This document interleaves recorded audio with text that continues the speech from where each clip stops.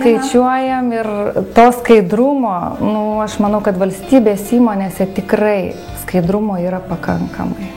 Pavasarį mums susidėlioja savo prioritetus, susidėlioja pasiskaičiavę maždaug pajamas, nes iš tikrųjų jau jautėsi trupučiuką pakilimas medienos rinkoje ir pirkėjų labai susidomėjimas mediena ir tie atsiskaitimai. Buvo viskas labai gražu, tiesiog jau net peržiūrėjom ir žmonių atlyginimus, bet škvalas padarė savo, kuris išvertė. Ir kai reikėjo mesti visas pajėgas ir važiuoti skubėti į Varėną, padėti ir visus savo rangovus perkelti tenai, tai tada tikrai pradėjom galvoti, o mums dar savo reikia išsikirsti mišką ir sutvarkyti. Ir taip trupučiuką įnešė tokį sumaištį, kaip čia bus, nes ir ten reikia dirbti, ir čia reikia dar trupučiuką, pas mus nedaug, aišku, išvertė medžių ir savo tvarkyti, ir kaimynam padėti.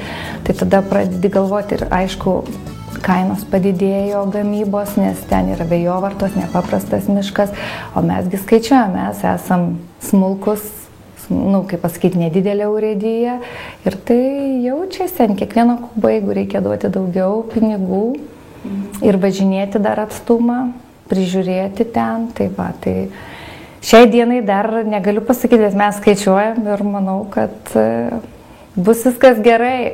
Tai kokie jūsų ten įsipareigojimai kaimynams yra? Kaimynams mes įsipareigoję 10 000 iškirsti. Taip, 10 000 kubinių metrų, o patys mes kertam per metus 53. Tai čia mums labai, didelė užduotis.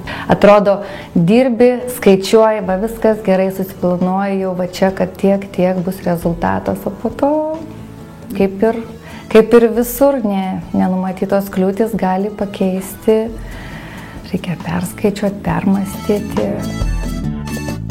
Mūsų tikslas yra auginti mišką ir tą žmogų tą mišką atvesti. Ir kai jis irgi taip pat saugotų tą mišką, prižiūrėtų.